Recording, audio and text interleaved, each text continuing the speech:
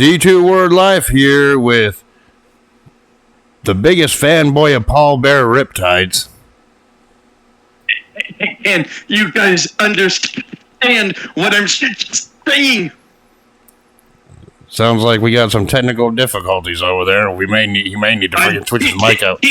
Work with these situations. You're a fool.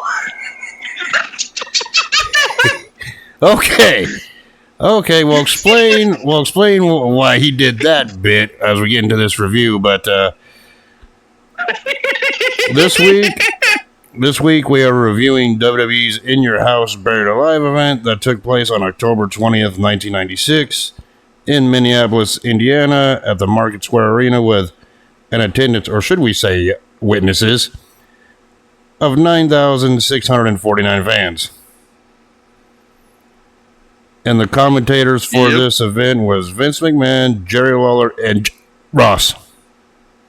Wait a minute, now I'm having technical difficulties. What the fuck?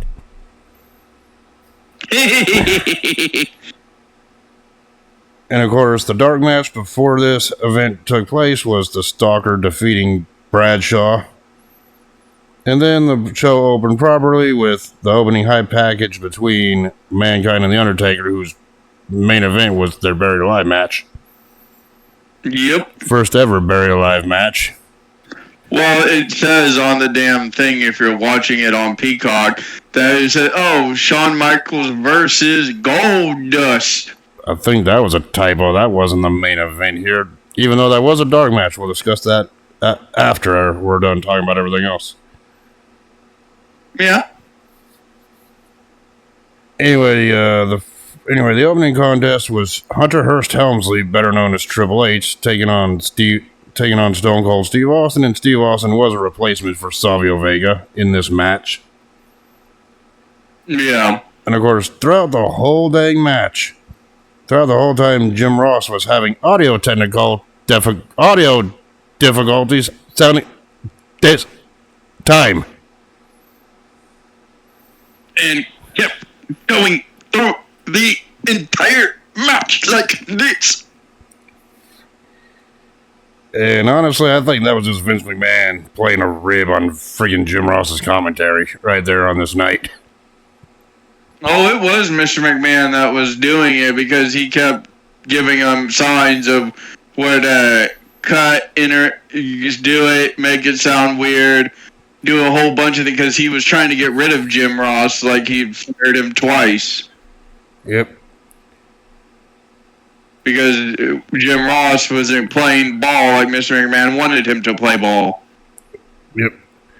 Anyway, the match, the Steve Austin, Hunter Hearst Helmsley match, the match started off with a lockup between the two, followed by an arm drag for Hunter on Austin, getting advantage, but then Austin bounced right back with an arm drag. And when Hunter was on the mat, Austin flipped him the bird. And honestly, he gave him 2-bird salute. Yeah, and I think this was the first of many pay-per-view matches between those two. Yeah. We'll get to the later ones when we get to them. Uh-huh. Yeah, and then Austin actually took Hunter down with a headlock takedown. Pinfall attempt resulting in a 2 count. Yep. Yeah, and then they went in a slap battle, which Austin freaking slapped Hunter in the face, and then freaking Hunter went to the outside of the ring, all frustrated and pissed. Well, the thing is, he fucking slapped it, and then fucking Stone Cold was fucking like, bitch. He just fucking went back his hand and whooped his ass all the way down the mat. Yeah, and then once back in the ring, freaking Austin hit Hunter with a snapmare, followed by a knee drop. And he went to pin Hunter again, resulting in another 2 count. Yep. Yeah, and then shortly after that, Austin just applied an armbar hold onto Hunter. Rest hold. Yep. Yeah, and during the time, It's like during the time, also freaking Austin went to work on Hunter's shoulder by dropping his knees on it. Right? Trying to make that body part weak, right? Yep. But then Hunter, shortly afterwards, goes back on the offensive and chops Austin in the corner, but then goes for some kind of a tag move, maybe a splash in the corner, but Austin got his knees up, reversing it. Yeah.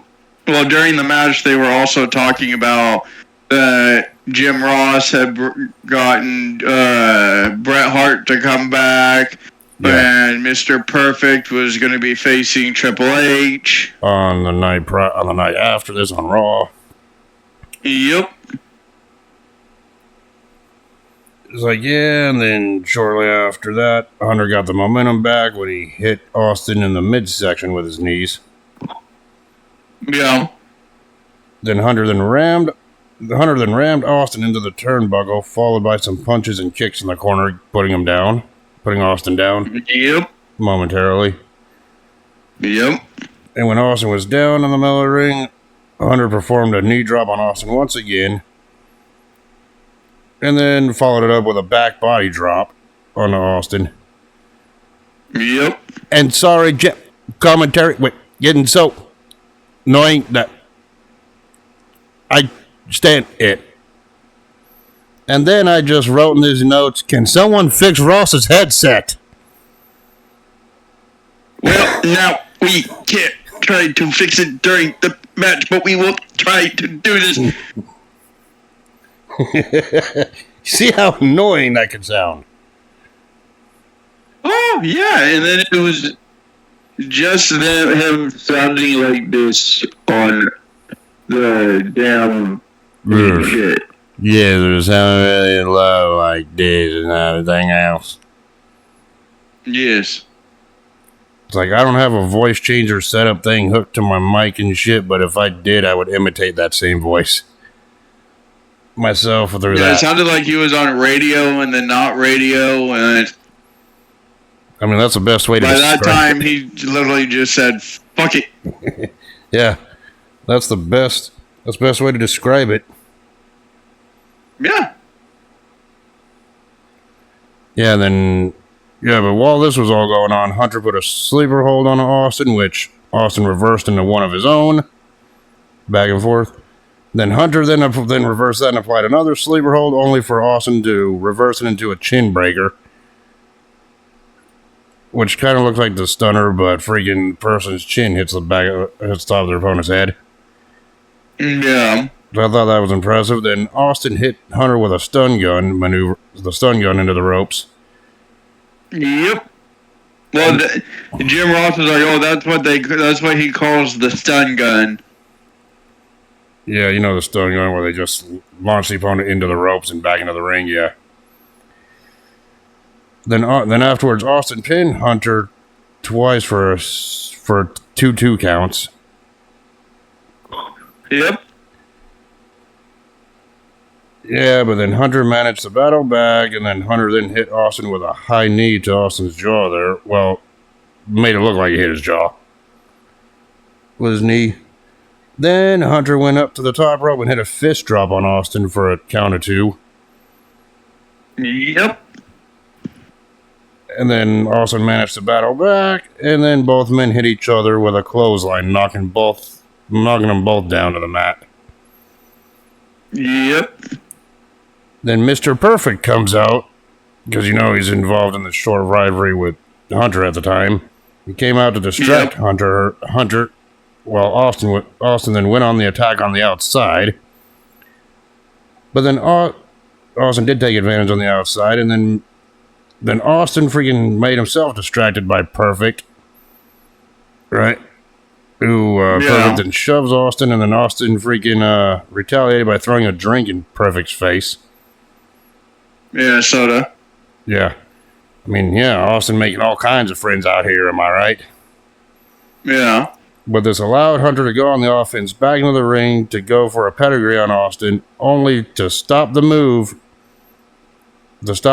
going outside to be distracted by Perfect yet again, who was taking Triple H or Hunter's valet at this point. Yeah. Yeah, but then freaking But then Austin comes out to attack Hunter once again, which on the outside of the ring, Hunter managed to hit a back body drop on Austin onto the concrete floor. Yeah. But then Austin battles back and slingshots Hunter into the ring post. And then once Austin got Hunter back in the ring, Austin hit a stunner for a 3 count. Yep. And obviously the winner was Steve Austin.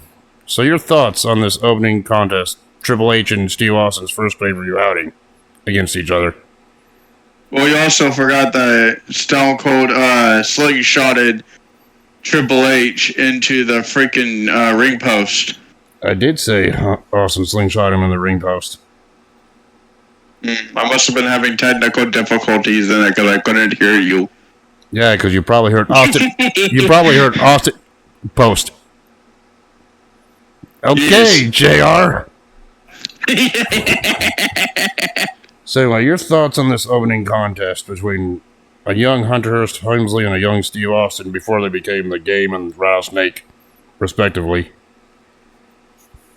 Well, it was good because it showed that Steve Austin was doing what he wanted to do.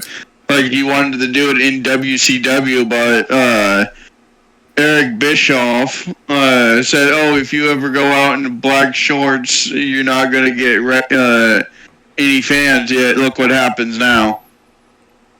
Yeah. I think Bischoff said that to Austin in '95 and then fired him when he was injured. And then look what Bischoff did a couple years later.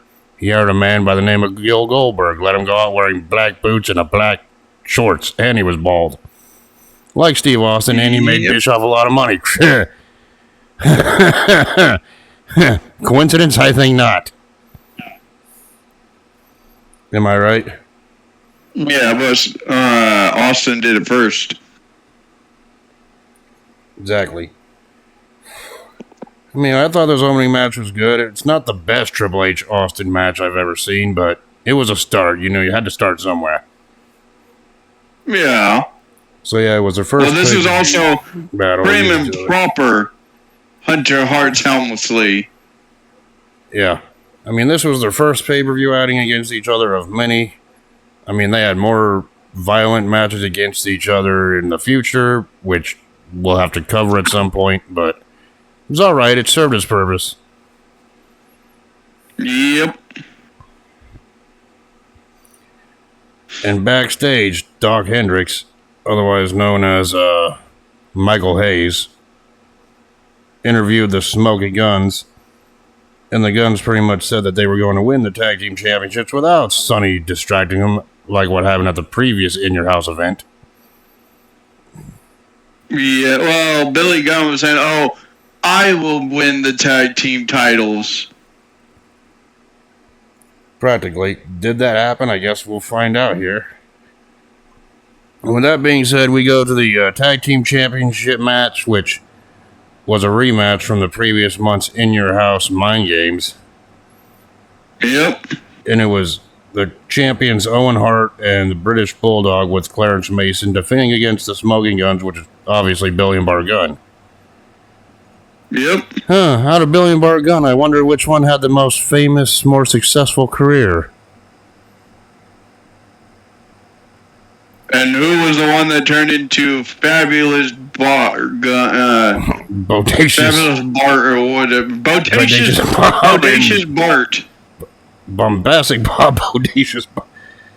Just funny. Yes. It's just funny. Throughout history, who was the one that's known as Daddy Ass today, and who was the one who got knocked out by Butterbean? That's all you need to know. God, I'm not looking forward to reviewing WrestleMania 15. That freaking event sucked. Hey, would you rather watch 15 or would you rather watch 7? Both are bad, but both have at least one match that's good enough for their eras. The only reason WrestleMania 7 is something memorable because that's where the streak started. Other than that, that's the only reason why it's still talked about today. But we're not reviewing WrestleMania 7 right now. Let's get back on track here. Oh yeah, we got the Smoking Guns against Hart and Bulldog here. Matt started with a headlock takedown from Billy Owen, resulting in a 2 count. And then Owen reversed the headlock takedown into a pinfall for a count of 2 of his own, only for Billy to reverse it into a clothesline, knocking Owen down. Yep. And then a little later on, double team action by Owen and Bulldog saw both Owen and the Bulldog double clothesline Billy down. And then Bart, and then shortly after that, Bart. I was doing text to speech for my notes here, and it freaking autocorrected Bart to Bark. For some reason. For some reason. I felt like I had to point that out here. The only reason I do text to speech for these notes is it's a lot quicker than typing it out when shit's going on in the match. And apparently it thought you said bark. So I said clothesline from Bark from apron to Bulldog.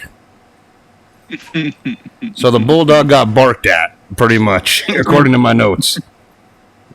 He got barked on his ass. No, in reality, it was a clothesline from Bart from the apron to Bulldog, knocking him down. Getting a little revenge for the illegal double team. Yes. And then Bart got the tag in, and at one point he hit Bulldog with a power slam. Yeah.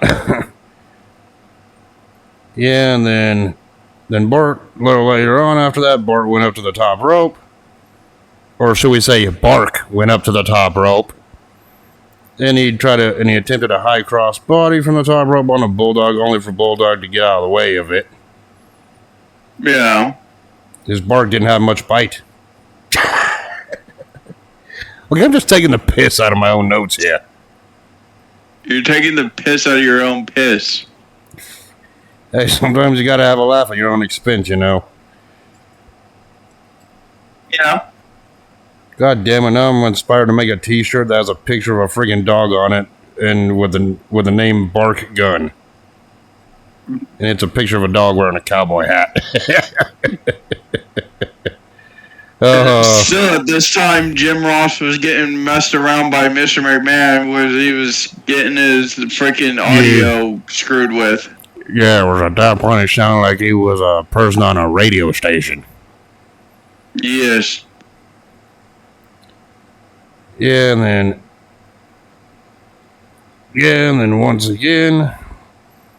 shortly afterwards, once again, Bulldog and Owen hit a double clothesline on a Bart Gun. Jeez, I'm messing up over my words. Bart, not Bark. Bart. And when Bart Gun was down, friggin' Owen hit a leg drop on Bart. And of course, Bart Gun managed to battle back. Bart, not Bark. God damn it. Okay, this Texas speed shit really sucks because afterwards, when I'm talking about this spot, it says Bark accidentally runs in a Bill who was on the apron. Bart Gunn accidentally because he's being distracted and screwed over Billy. It's like, yeah, Bart accidentally ran into Billy who was on the apron, distracted by something. Yes. And it wasn't. Well, it was the Bulldog. Yeah. And Billy wasn't, and you know what's funny? We don't know what Billy Gunn was distracted by. I mean, Sunny wasn't out there. She was in prison. I mean, in the backstage area. Gotta keep thinking, this is 96 for reviewing, not 2024. And yeah, that's a joke. Right? Yes. Yeah, but that distraction that Bart had caused Owen to roll up Bart Gunn for a 2 count.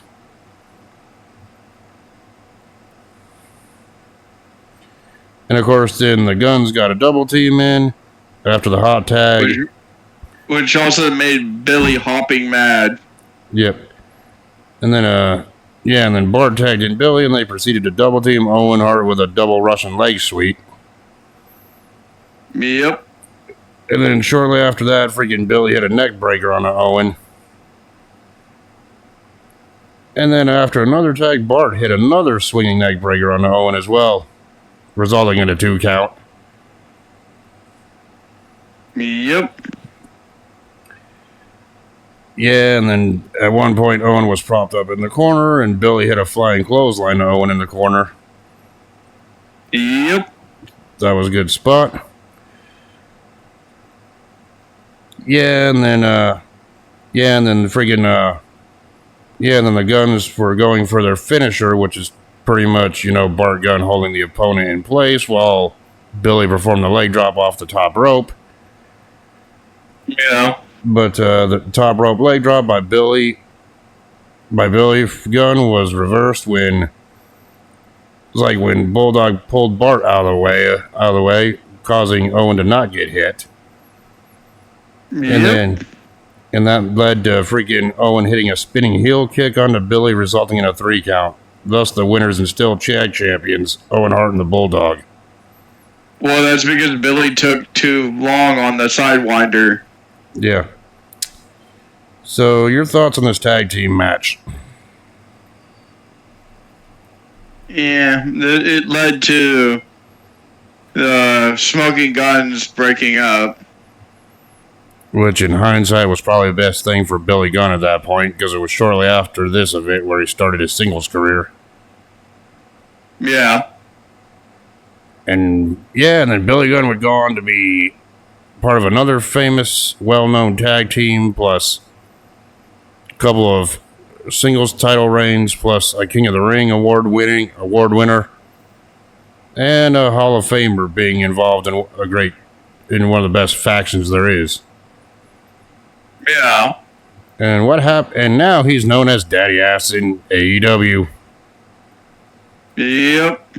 And what went on with Bart's career? A whole lot of nothing. The new Midnight Express run kind of failed. The Brawl for All was a joke, and he got knocked out by Butterbean. That's all you need to know.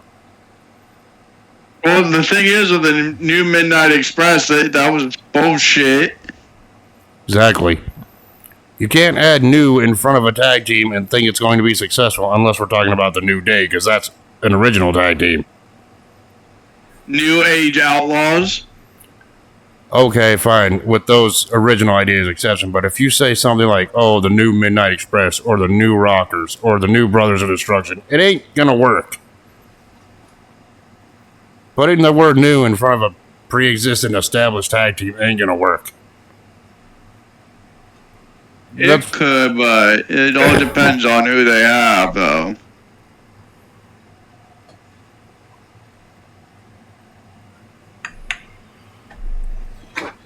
I'm just saying for myself, when you think of the Rockers tag team, who do you think of more, Michaels and Jannetty, or the new Rockers tag team that they had was Jannetty and Leif Cassidy, or A.K.A. Al Snow? I think of the original pair. Well, yeah, but still, the new Rockers were okay for their time. They just weren't as well known or successful like Jannetty and his original partner, Michaels. Well, that's because Jannetty and Michaels were teamed together for a long time. Al Snow and or Lead Cassidy and fucking him weren't tagged up that much. Exactly.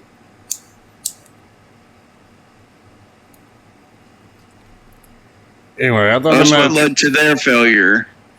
Anyway, I thought the match was good. I thought the tag match was good. Told the story he needed to tell. And, it was a core steer of this match where they did show Sunny in the back area watching the match a couple times. Yeah, she was happy that they lost. Exactly. Yeah, she was happy that the Guns lost the match, and now we're happy that she's in prison. Oh, wait a minute. What? Okay. Sorry, that's just another 2024 joke coming out. Uh-huh. Yeah, and then we go backstage. We go backstage where Hunter was talking about his match with Mr. Perfect coming up on Raw. And he talked about his loss to Austin on the Superstar line. You're an OG if you remember that. Yeah. And back then the Superstar line was, call this number to get all the latest gossip. Kind of like what they do with WWE.com and Instagram and Facebook today. Yeah. That's pretty much what that is, or was back then. But they don't have that anymore. Nope. Now you can just figure Which out is all. sad. Now you can just see all the gossip and backline stuff or backstage stuff on videos and stuff that they post on Instagram and Facebook, respectively, and of course Twitch. Yeah, and of course but it Twitter was X. still cool to talk to your favorite wrestler, though. Yeah.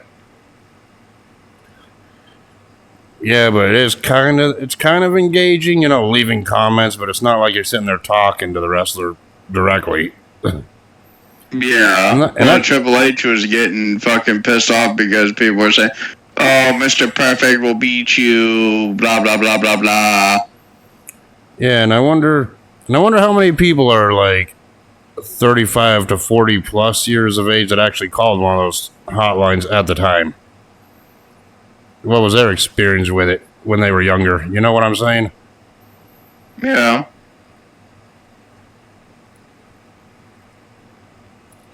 Anyway, back in the ring, Jim Ross was in the ring, complaining about how and he's saying upset by McMahon.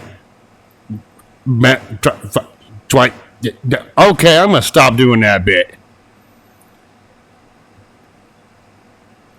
Okay, I'm gonna stop doing that bit. I'm starting to sound ridiculous. Anyway, Jim Ross was in the ring complaining about his microphone issues on a microphone that actually worked. Well, yeah, and he's saying, and it was saying, before being rudely interrupted and being made fun of by Mr. McMahon because he fired me twice and he wants to ruin my life. And Jim Ross also promotes saying that I'm the one that brought Bret Hart. Yeah.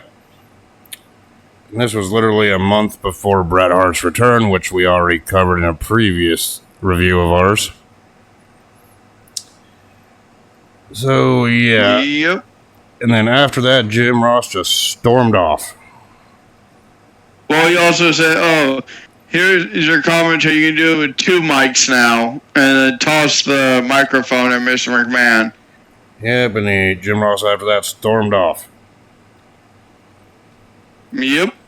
And then we see freaking footage from the free-for-all where Farouk and Ahmed Johnson were being interviewed.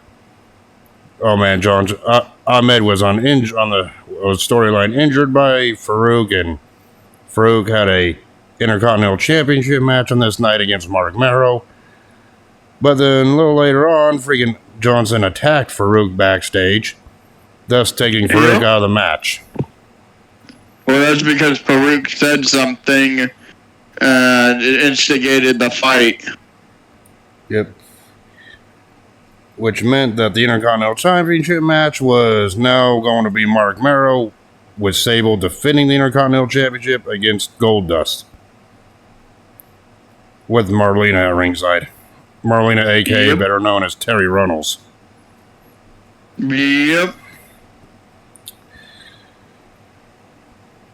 With her forgettable run as PMS. Oh, yeah. Yeah, I'm regretting that. I'm going to regret talking about that. And, yeah, we all know what... Of course, her little run with that stable that group was in the Attitude Era. And we all know what those letters really stand for. And, yeah, that's nothing anyone should make fun of. Unless they want to get steamrolled over. That's all I gotta say about that. You're just making fun of it now by just saying you want to get steamrolled, you stupid son of a bitch. Tell you that, when you're getting yelled at, it feels like that. That's all I gotta say. And that's neither here nor there. It's either here nor there. That's just one thing that, I ain't gonna touch. But anyway, Jim Ross did get replaced on commentary by Mr. Perfect for this match. So they're still doing the 3-person commentary here. Yeah, well, Jim Ross had told Mr. Perfect, Mr. McMahon's plan of where he was going to interfere with everyone that was on his mic and shit. And that's when Mr. Perfect said, "Oh, I know your plan now. I'm ahead of you on this." It's like, yeah. my mic starts cutting in and out, I'm going to rip yours off your head and start using it. Yep. Anyway, Goldust made his entrance, but then afterwards, backstage, Mark Merrill got a short little interview backstage, pretty much saying that it's unfortunate what happened to Farouk, but he's focused on defeating Goldust to retain his Intercontinental Championship. Well, and then Jerry the King Lawler would say, "Oh, how does it feel to be in a match with Goldust, even though you've never beaten him?" Yeah. Insinuating that Goldust always defeats Mark Merrill. Well, at that point, it was Goldust was in the lead of Mark Merrill winning. Yeah.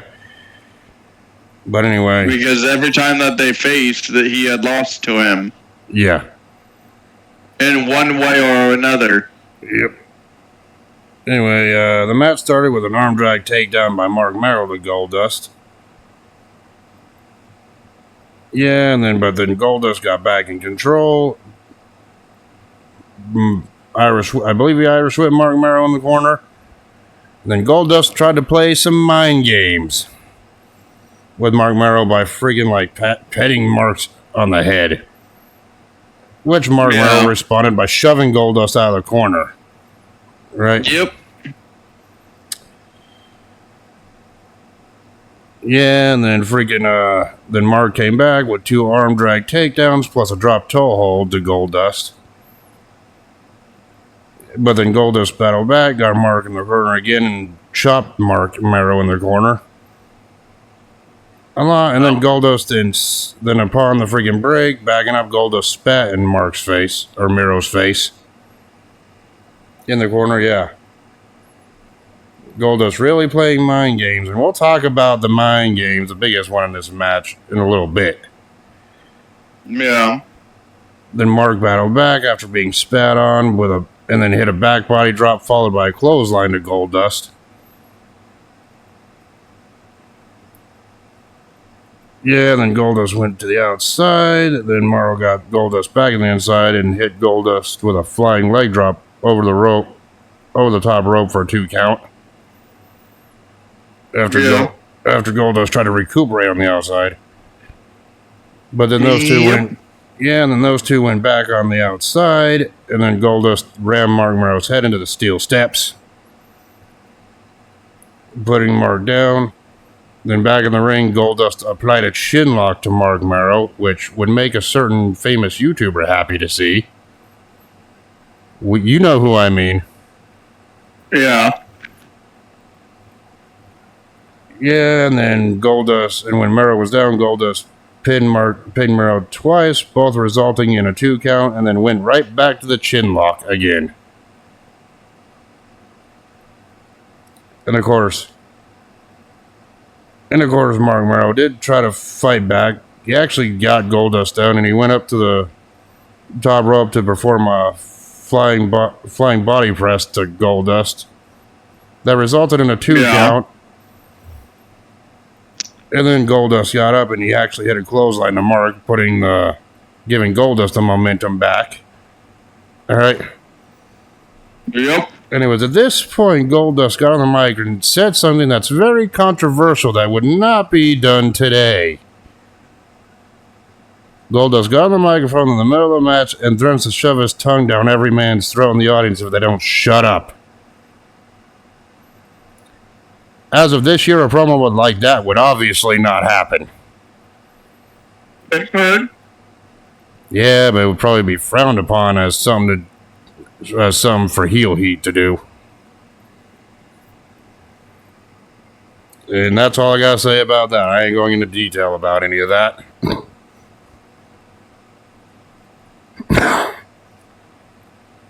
Yeah, then freaking Goldust had a side headlock on Merrill, which Merrill reversed into a back body drop.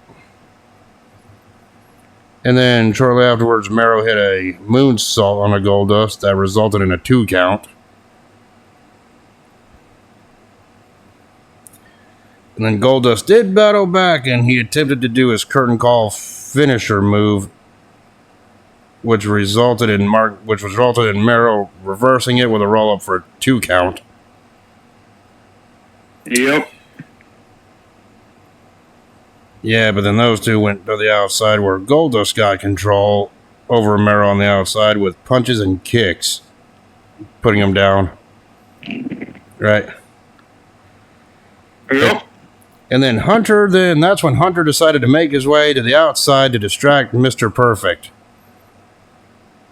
And Goldust tried to take the advantage to attack Perfect, only to get punched in the face during the match by Perfect.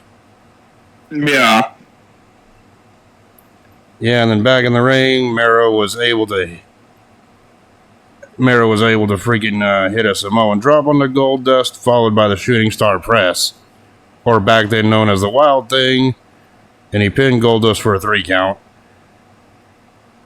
And Mark Mero won the match and retained the Intercontinental Championship here. Yeah. Your thoughts on this Goldust Mero match? It was impromptu because they had to switch to the other number 1 contender for the title, Yeah. to Goldust, so no one really had time to prepare. But, what they put together, you couldn't tell was impromptu. Yeah. Well, Goldust or Dustin Rhodes has always done impromptu matches as well, where he could put on any fucking 5-star match.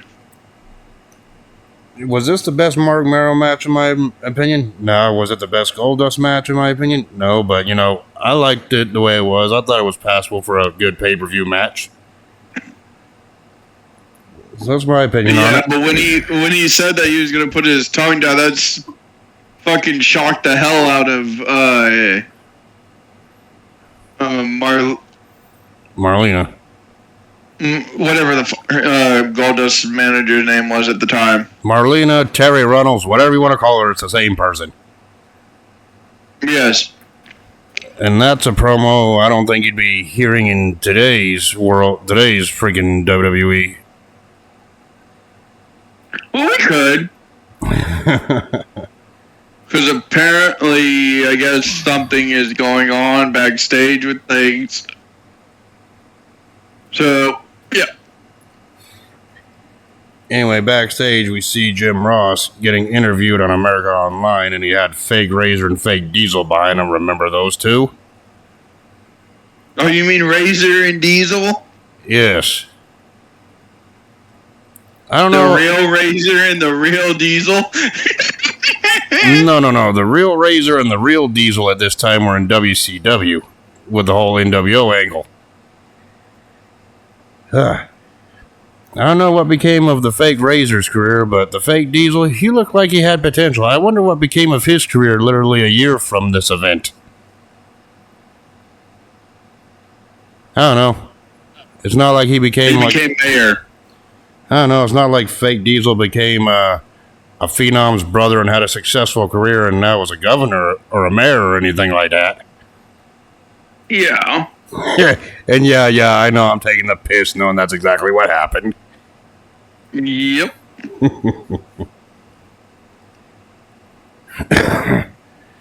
Anyway, the next match was between Vader and Psycho Sid, and before the match even took place, they aired the hype package between the two saying, "Who has the best power bomb?"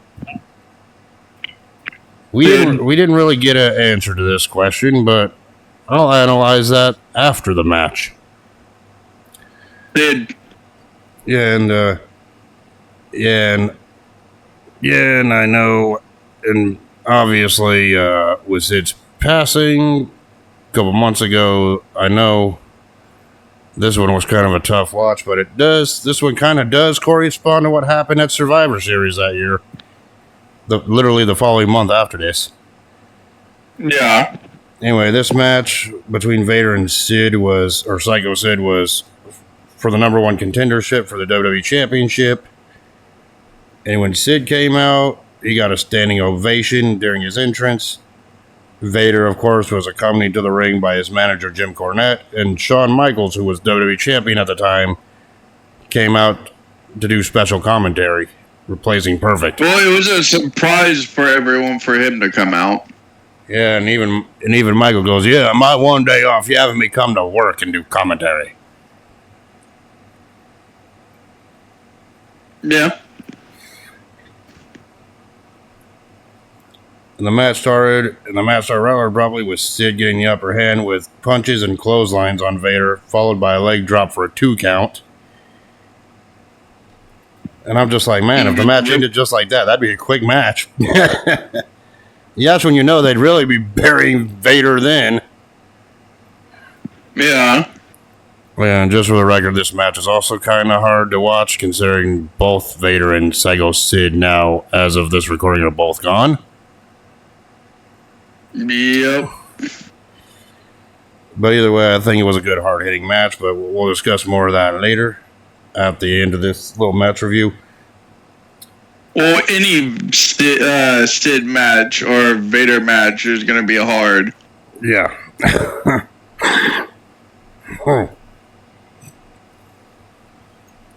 They were all hard hitting. Anyway, following that, well, shortly after that, Sid goes for a body slam attempt on Vader, only for Vader to block it because Vader's too heavy for Sid to slam. Yeah. Which Vader went on the offensive to Sid by whipping him in the corner and delivering a big splash to Sid in the corner. Yep. And then shortly after that, those two made their way to the outside, with Sid trying to battle back, only for Jim Cornette to hit Sid in the back with a tennis racket on the outside. Well, after Vader had tossed his ass out and beat him up, and Sean saying, "Oh, he can do that to a big man." And I think Sid was in the process. Vader was in the ring. I think Sid was in the process of going back in the ring when Jim Cornette attacked him in the back with a tennis racket. Well, he was getting up, and then he hit him in the chest. Yeah. And of course... And then, when he was getting back into the ring, Jim Cornette hit him again with that fucking the damn tennis racket he always carried. Yep. That loaded tennis racket. It's like, sorry, man. To regular people, when they see a tennis racket, they think of the sport tennis. To old school wrestling fans, when they see a tennis racket, they think of Jim Cornette. Yeah, but then Sid managed to battle back. He actually rolled up Vader by jumping from the ring apron and tried to roll Vader up for a pinfall attempt back in the ring, only for Vader to deliver a sit-down splash onto Sid's chest to reverse the pin attempt, which that looked devastating. Imagine a 400-pound man putting all of his weight on your chest like that. Yeah, Rikishi. Yeah. Yeah, then Vader's in the upper hand, including at one time he propped Sid up in the corner and just started delivering punches to Sid in the corner. Yep. Yeah, and I think Vader was then trying to go for another big splash in the corner, only for Sid to reverse it by putting his boot up in the corner, which put Vader down temporarily. Yeah, and then Vader was up in another corner, and then Sid managed to hit Vader with another big boot in the corner. Yep. And of course, Sid went to unfamiliar territory, and God, when he did this, I had flashbacks to that WCW event. Thank God that didn't happen here. Sid went to the top rope, and a man, and this guy, he's like, what, 6'6", 6'7", he's a tall guy. He went for a high... 6'9". Yeah, he went for a high flying crossbody on Vader, only for Vader to catch him midair and power slam him, followed by a big splash for a 2 count. I'm sorry when I seen Jim Cornette was saying, do the Vader bomb. Yeah. Yeah, and then Vader hit a top rope splash on Sid, then goes for the pin by only pinning Sid with his fingers, only to stop the hold. Yeah, and I think freaking then afterwards Vader went for his Vader bomb out of the corner, only for Sid to counter it when he got his knees up. Yep. But this didn't stop Vader in the long term because Vader did fight back with a clothesline. Actually, no, Sid hit Vader with a clothesline, followed by body slam onto Vader finally. Yeah. Being ahead of myself. And then Sid attempted to go for the power bomb. Once again, I used my speech to text for this, and it said power ball attempt. Like I'm friggin' playing the lottery or some shit.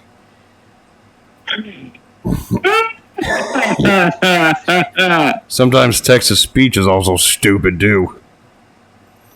So he went for his Powerball technique. He went for his Powerball technique. He's like, I'm going to win the lottery with this one. Okay. Which made Vader do a low blow. But anyway, Powerbomb. Sid went for the Powerbomb on Vader, only for Vader to stop it when he decided. Actually, no. Sid went for the Powerbomb on Vader, and then Sid stopped trying to do the move when Jim Cornette tried to get into the ring, but Sid decided to be a dick to Jim's Cornettes by hitting the middle rope into Jim's midsection. No, he jumped the middle rope right up onto his nuts. Yep.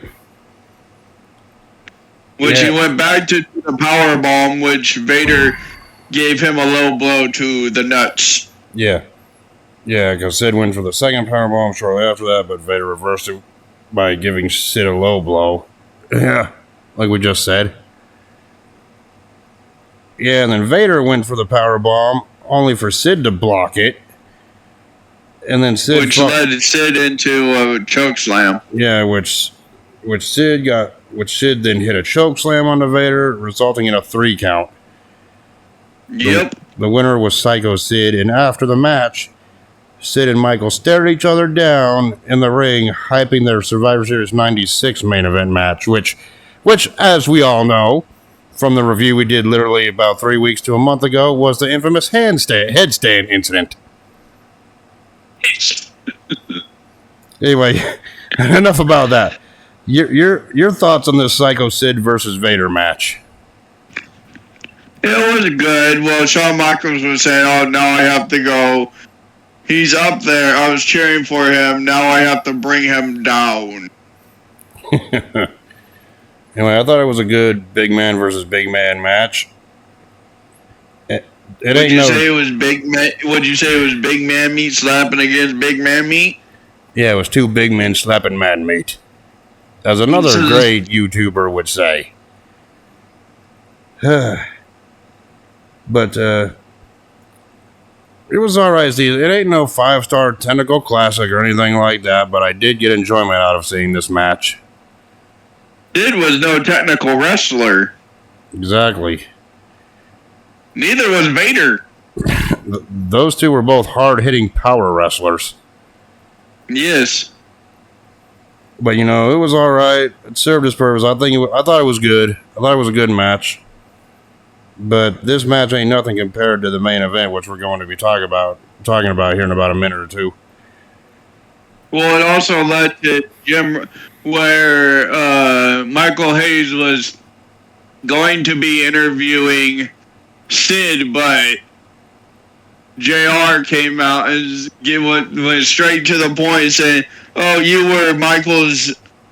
When you first showed up, you were Michael's bodyguard, and you powerbombed him 5 times." Like, yeah. He's like, "Oh, will you do anything to win the match?" And he's like, "Yes, I will do anything to win, to be the master of the universe."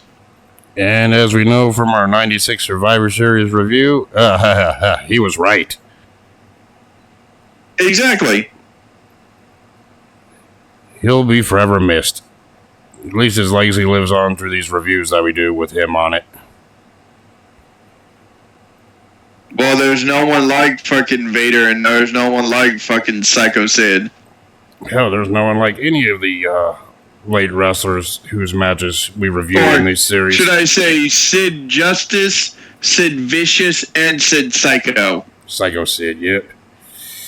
because he had 3 different fucking personalities. Oh yeah, and here's a little fun fact about Psycho Sid that I'm pretty sure everyone knows. Did you know that Psycho Sid only competed in 2 WrestleMania events, and both of them were main events? Yes, and did you know that his last match was versus Heath Slater? Yep. He'll be forever missed. Or should I say the Wendy's child? Oh, so is that why you like Wendy's so much? Yeah, I know you like it that much. Yeah, nah. I'm more of an Eddie Guerrero fan. That's why I like Taco Bell. I'm just kidding. That is a joke. But no, other than that, no, Sid will be missed. Yeah. But yeah, and hopefully the WWE listens to its fans and puts Psycho Sid in the Hall of Fame. I'm predicting it now. I could be totally wrong. I'm predicting it now. They should have Psycho Sid be inducted in class of 2025 along with the late Bray Wyatt. Yes. My personal opinion, both of them deserve that. Well, Sid deserved it way before. Exactly. Oh yeah, and about the Taco Bell reference I made, that was just a joke. Though I am a fan of Mexican food in general, that ain't no secret. But anyway, the next match, the main event was up next, and they did the hype package, highlighting The Undertaker and Mankind's rivalry heading into this first buried alive match. Imagine how crazy this would have been if it was a first blood match. Jesus Christ. But anyway, this was the first ever buried alive match. And it was The Undertaker versus Mankind, and Mankind had Paul Bearer in his corner. Yep. And after both men the son of a bitch betrayed The Undertaker. Yeah, and set the story back.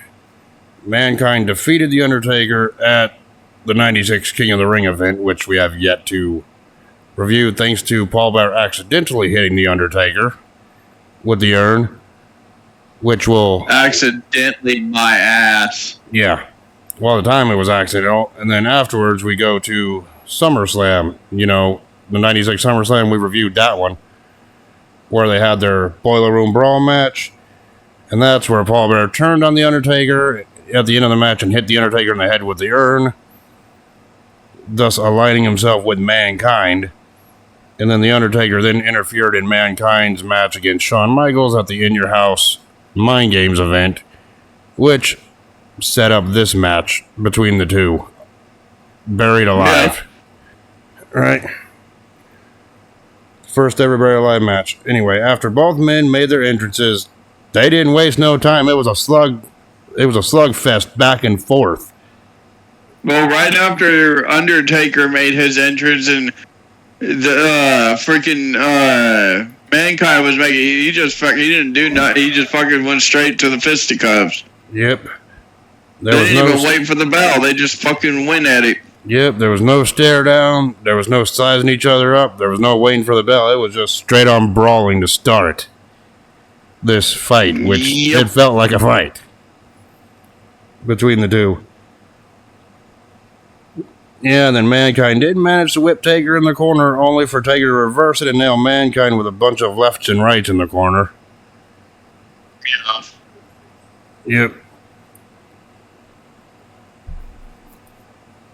Yeah, and then Mankind ended up going to the outside of the ring.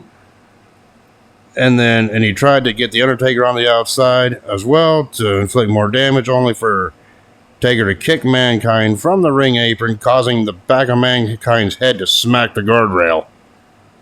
Yep. And I'm just like, yeah, that looked nasty. Right? You heard the smack of Mick Foley's skull off that ring, off the ring guard or guardrail. Damn. Yeah. Yeah, and then after Mankind was able to get back on his feet, Taker then nailed him with a top rope clothesline to the outside. Yeah, then when Undertaker was trying to put McMully back or Mankind into the ring, freaking Paul Bear goes to smack him in the back of the damn head with the urn. Oh, yet again. Oh, you're jumping ahead, but okay, we'll get to that part in a minute. It was after, and then it was at this point they were on the outside of the ring. That's when they started fighting up towards the gravesite, and the Undertaker was attempting to put Mankind in the grave early. He even picked up, of course, Mankind nailed the Undertaker with a shovel, the handle shovel, and both men rolled from the gravesite down to the floor.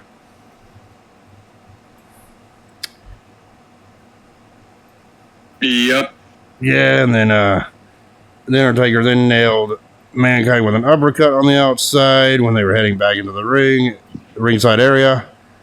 And then the Undertaker then grabbed the microphone cord and proceeded to choke Mankind with it. He was choking him.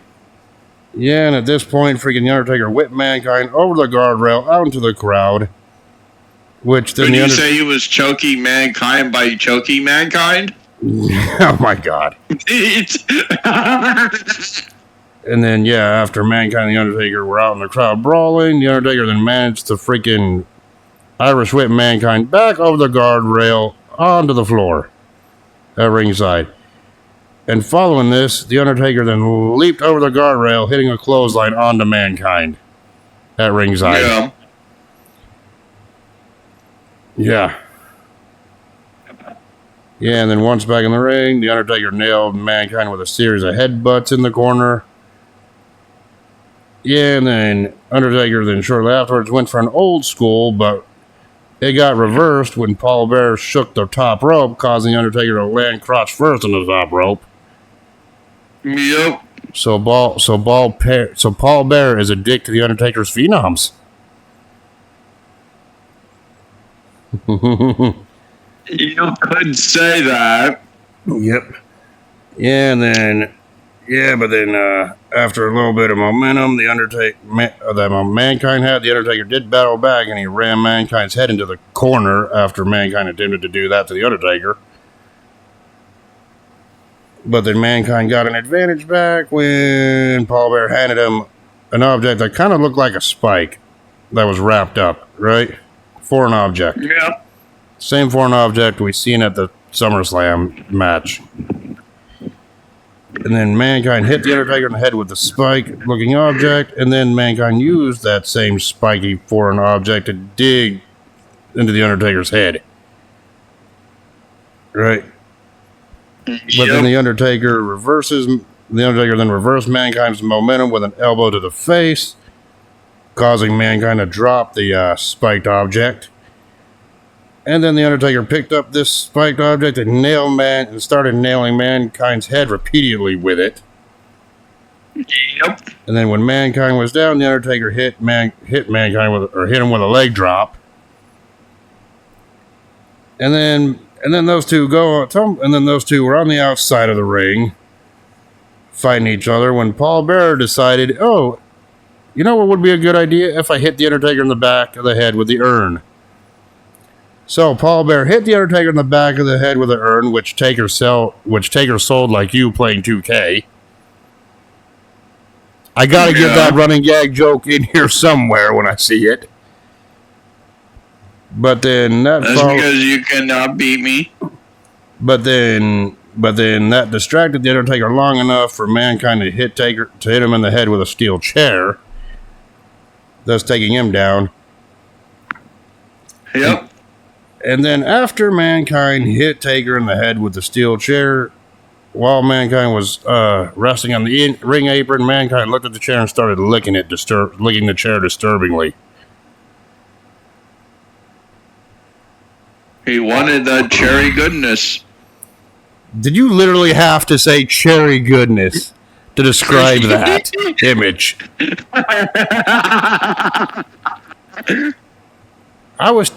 What were you tempted to do? Were you tempted to pause it at that point, take a photo with your phone, and then send it to me saying cherry goodness?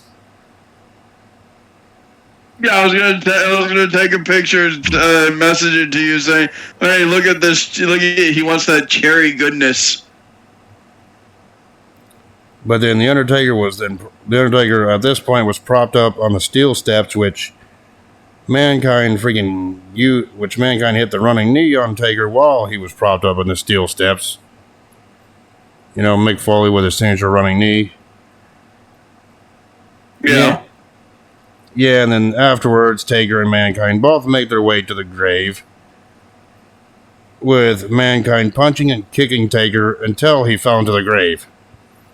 Well, you also forgot Undertaker did his signature leg drop onto the steel chair onto Mankind's freaking face, which led them to going up to the gravesite yet again. No, that was the third time they went to the gravesite. This is the second time they went to the gravesite, because I have that noted here later on in the match, so we'll get to it.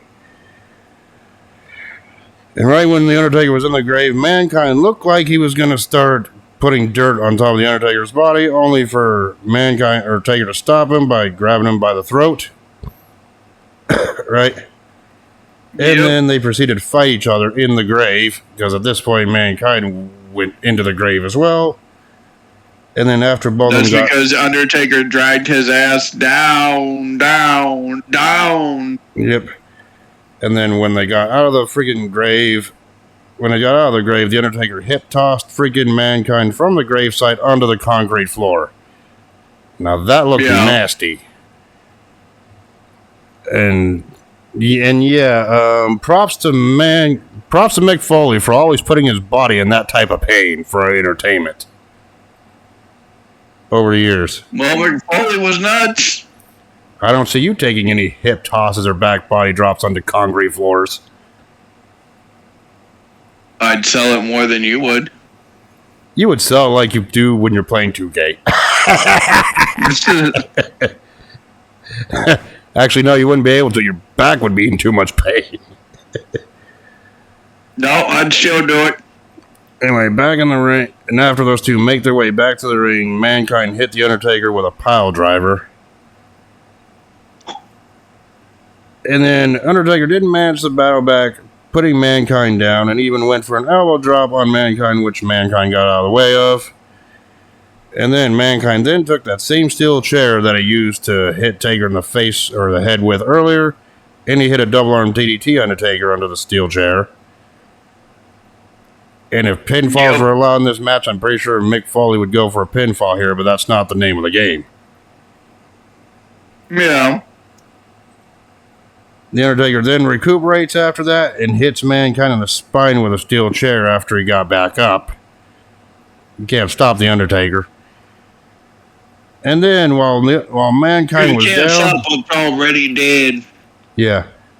And this is the part you were talking about. When Mankind was down, the Undertaker placed a steel chair onto Mankind's face and then performed a leg drop onto Mankind, who had the chair smashed right into his face. Yeah. On impact.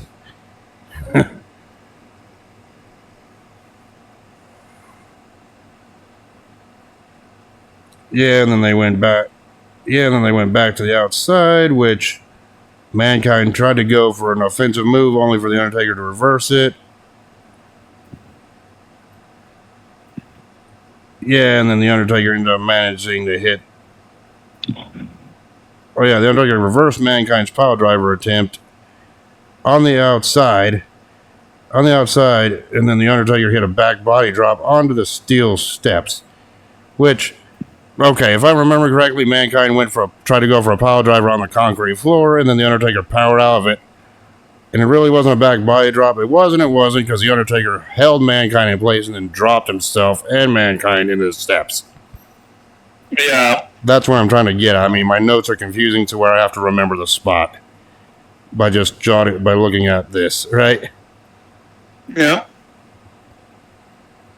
And back in the ring, and shortly after that, Mankind and Undertaker ended up getting back in the ring, and Undertaker hit Mankind in the face with the steel steps, followed by Undertaker using the same steel steps to smash Mankind's back with and spine, right? Yeah, the Undertaker then hit a tombstone pile driver onto Mankind, and trust me, if pinfalls counted in this match, the Undertaker would have had a definitive victory here. At this point, you would think, but that's not how the match is supposed to end. Yep. And then the Undertaker and Mankind go back to the gravesite, and then right when Taker was about to put Mankind in the grave, Mankind reversed whatever momentum Taker had by planting the mandible claw on him. Yeah, and then Mankind while the Undertaker was like on his feet in the grave, Mankind attempted to hit the Undertaker in the head with the urn that at this point Paul Bearer given him, only to be reversed by the Undertaker, who then delivered a choke slam onto Mankind into the grave. Yeah. And then right when Mankind was knocked out in the grave, the Undertaker then started shoveling the dirt onto Mankind's body in the grave. And when Mankind was not visible, like most of his body was like covered by dirt, but not buried all the way, the referee calls for the bell, signifying the end of the match. So technically the winner is the Undertaker. And was that it? Oh, yeah, and that was it. That was great. Pay-per-view faded to black. Nope. We have one more piece of business we got to talk about. While the Undertaker was still in the middle of burying him. While Taker was in the middle of burying Mankind, the Executioner came out and hit the Undertaker in the back of the head with a shovel after the match. Well, we didn't know it was the Executioner at this point. Well, it was Terry Gordy wearing an Executioner-style mask. I just say Executioner because that's how we know that character. Yeah, but they never introduced him at that one until a little bit later. Yeah, but either way. As the Executioner. Well, the Executioner or this Masked Man, whatever you want to call him, hit the Undertaker in the back of the head with a shovel, and then this Masked Man or the Executioner, whatever you want to call him, he and Paul Bearer get Mankind out of the grave, and then they put the Undertaker into the open grave, and then this Masked Man, Mankind, Paul Bearer, and a couple other heels, which I've seen Bradshaw, Goldust, and Triple H out there, all proceed to bury the Undertaker alive until the grave is completely filled in. Yep. And then shortly after the grave was completely filled in, freaking thunder started sounding around the arena, and of course Mankind got off the top of the grave after just putting a shovel into the big mound of dirt. And then right when you think it's over, camera views it, zooms in on the freaking camera looks at the gravestone or tombstone, whatever you want to call it. Lightning bolt struck the tombstone, and then the Undertaker then popped his hand out of the grave, telling the crowd he's not dead. And that's where the pay-per-view ends. Your thoughts on this first ever Buried Alive match? It was okay.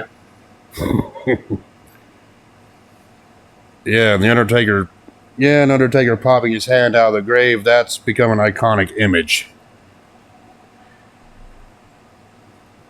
Yep. So yeah, I thought it was a great main event. I thought it lived up to expectation, and that brawl between these two was wild. Not as wild as their Hell in a Cell match they would have a few years later, but wild enough for the time. Yeah. So before we go to our favorite part of the match, I do have to briefly mention these. After pay-per-view went off the air, there were 2 dark matches after the event. And the 2 dark matches were the Godwins, which was Henry and Phineas, defeated the New Rockers, which was Jannetty and Leif Cassidy. Or else no, whatever you want to call them. And the other dark match, which was the real main event for the people who attended in the crowd, in the arena, Shawn Michaels successfully defended the WWE Championship against Goldust. So Goldust had to do double duty at this show. Yeah. So anyway, but those matches are totally irrelevant because you can't watch them. They were just for the crowd in attendance that night. So Here comes our favorite part, our match rating system. Yep, this is going to be great. A favorite part of every review. Stone Cold Steve Austin defeating Hunter Hearst Helmsley in that opener. I would give it about a 3.5 out of 5. Yeah. Would you agree? I'd say like a solid 3. And then we have Owen Hart and the British Bulldog defeating Billy and Bart Gunn to retain the tag team championships. I give that a 3 out of 5. 3.5. Yep. And then we move on to Mark Merrow defeating Goldust to retain the Intercontinental Championship. I give that one 3 out of 5.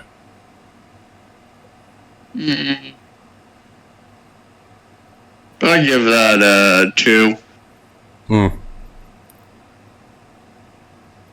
Psycho Sid defeating Vader to become number 1 contender for the WWE Championship. I gave that match 3.5 out of 5. 4. So about the same. You just enjoyed it slightly more than I did. Yeah. And in the main event, where we saw The Undertaker defeat Mankind in the Buried Alive match, and I'm including all the stuff that happened after the match, I give it 5 out of 5.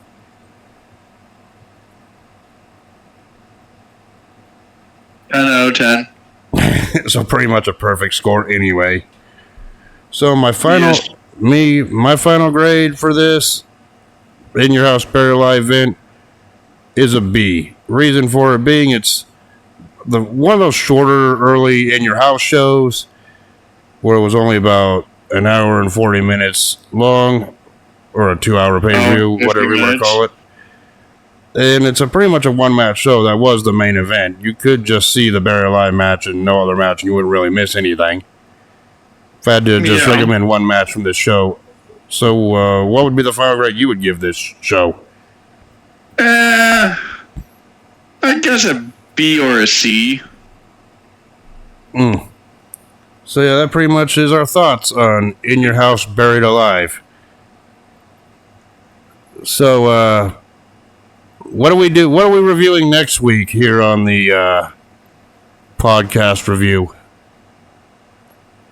An Inferno match.